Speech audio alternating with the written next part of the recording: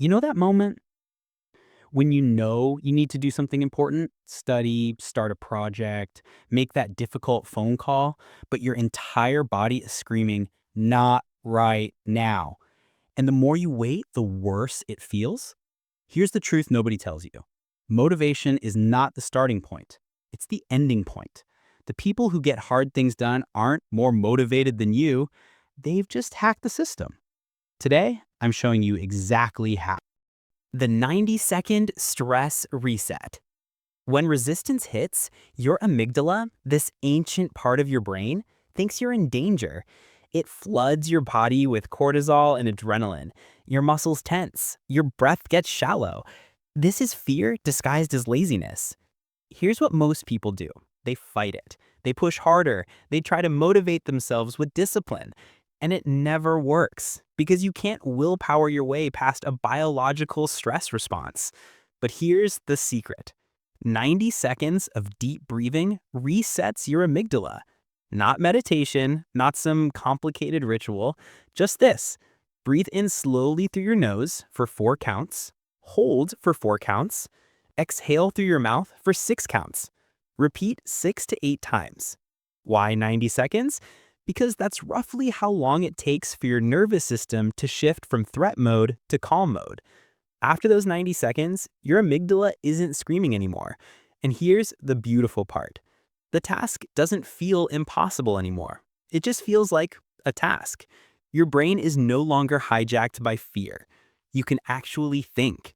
This is your first weapon.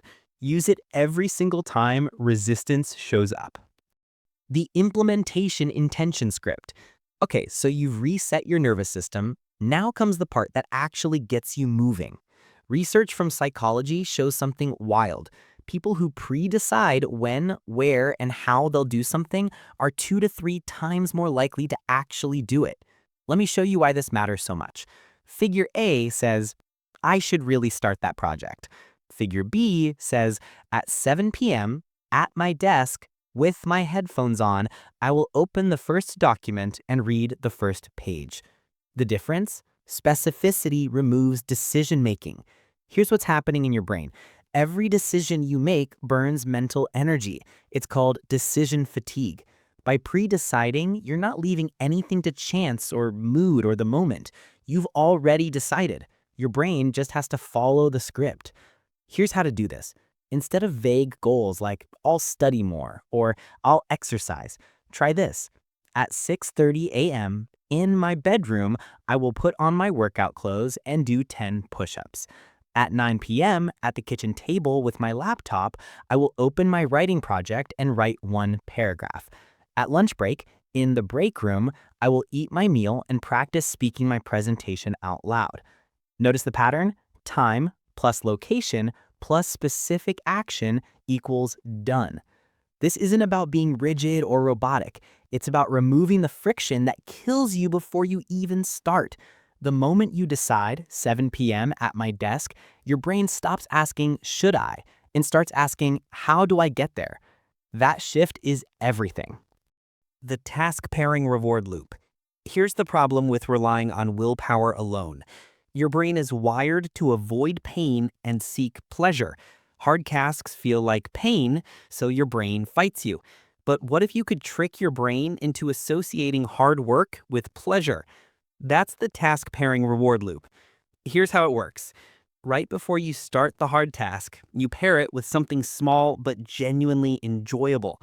Not something you earn after, something you do during. Brew your favorite coffee and drink it while you start. Play a specific playlist you love. Sit in your favorite chair or by a window. Light a candle that smells amazing. Wrap yourself in a blanket. The magic here is association. After you do this 3 to 4 times, your brain learns, oh, when this specific music plays, good things happen. I start working and I feel good. Your amygdala, that fearful part, stops seeing the task as a threat. Instead, it becomes a ritual, a signal that pleasure is coming. This is why some of the most productive people have very specific routines around their work. It's not discipline they're relying on. It's rewired neurology. Your brain literally changes what it expects when you create this pairing. Resistance still shows up, but now it's being overridden by something stronger: anticipation. The identity micro commitment. Here's where most people fail. They try to do hard things through sheer force of will. I have to do this. I must push through. But that's exhausting and it never lasts. Here's what does last: identity shift. The most powerful question you can ask yourself isn't, how do I do this? It's, what would a disciplined person do right now? Or a focused person, or a confident person, or whoever you want to become. This sounds simple, but it's neurologically powerful. When you ask this question, you're not relying on motivation or discipline, you're stepping into a different identity. And here's the secret: even 20 seconds of acting from that identity starts rewiring your neural pathways. It's not fake, it's not delusion. You're literally training your brain to be that person. What would a focused person do right now? They start without checking their phone. What would someone who respects their health do? They don't skip the workout. What would someone who keeps their promises do? They finish what they started. After you do this repeatedly, something shifts. You don't have to convince yourself anymore. You're not playing a role. You've become that person. This is why athletes visualize their success, why public speakers practice their power poses. They're not being cheesy, they're hacking their own identity. The delayed gratification anchor. This next technique is for the long, hard things, the ones that don't finish in a day, that require weeks or months. Because here's what happens. After the initial push, motivation dies. You've been going for a while, you're tired, the finish line feels far. This is where most people quit. So you need something stronger than daily motivation. You need delayed gratification with emotional weight. Here's how. Set a meaningful reward, not small, not trivial, linked directly to completing the hard task. Not, I'll give myself a cookie when I finish studying. Real rewards. Like, when I finish this project, I'll book that trip I've been wanting. When I hit this fitness goal, I'll buy that piece of equipment I've been eyeing. When I finish my book, I'll have a celebration dinner at my favorite restaurant with people I love. Why does this work? Your brain becomes emotionally invested. It's not just about checking a box, it's about something your future self is genuinely excited about. Your brain starts releasing dopamine in anticipation, and that dopamine becomes the fuel that keeps you going when motivation fades. The reward anchors your effort to something meaningful, not just productive, but genuinely emotionally valuable. This is why people who have a clear why push through when everyone else quits. The cognitive load dump. Here's something nobody talks about. Sometimes you can't do hard things not because you're lazy, but because your brain is completely cluttered. Your working memory is like a desk. When it's full of stuff, there's nowhere to put new work. And this is exhausting. It's not that you lack motivation, your brain literally can't access the focus needed. The fix is simple but powerful. Cognitive load dump. Write down everything in your head. Tasks you forgot about, worries keeping you up, random thoughts, things you need to buy, people you need to call. Just get it out. This isn't organized. This isn't productive. This is just dumping. Once it's on paper, something magical happens. Your brain stops trying to remember it. It trusts the paper.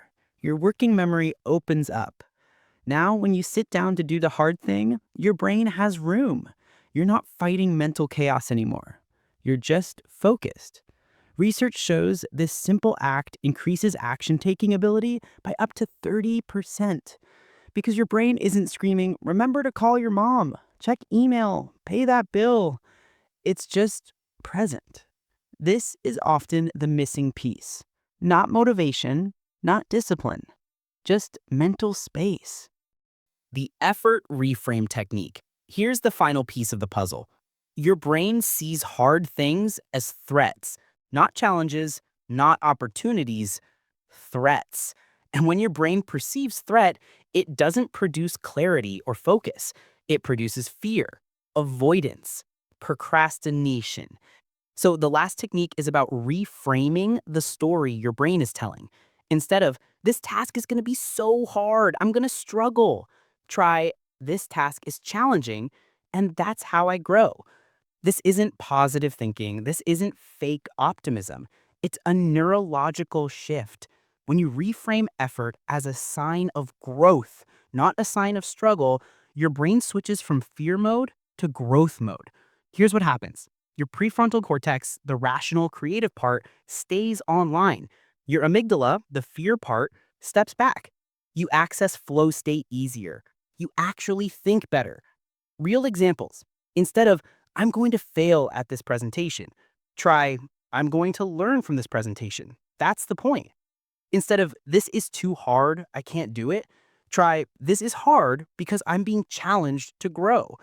Instead of, I'm going to embarrass myself, try, I'm going to be uncomfortable, and that's where the growth happens. Your brain responds to this reframe. It's not just mindset, it's actual neurochemistry changing. So here's what we've covered. When hard things feel impossible, it's usually not because you're lazy. It's because your nervous system is hijacked by fear, you haven't decided specifically how to act, your brain is expecting pain, not pleasure, you're relying on willpower instead of identity, you don't have a meaningful enough reason to push through, your mind is too cluttered to focus, and you're framing effort as failure instead of growth. Fix these 7 things and hard things become doable. Not because you suddenly feel motivated, but because you've removed the actual obstacles. The motivation follows. It always does. Your future self is waiting on the other side of the hard things you're avoiding right now. Stop waiting for motivation. Start using these tools. The person you want to become is already there. You just have to do the work. And now you know exactly how.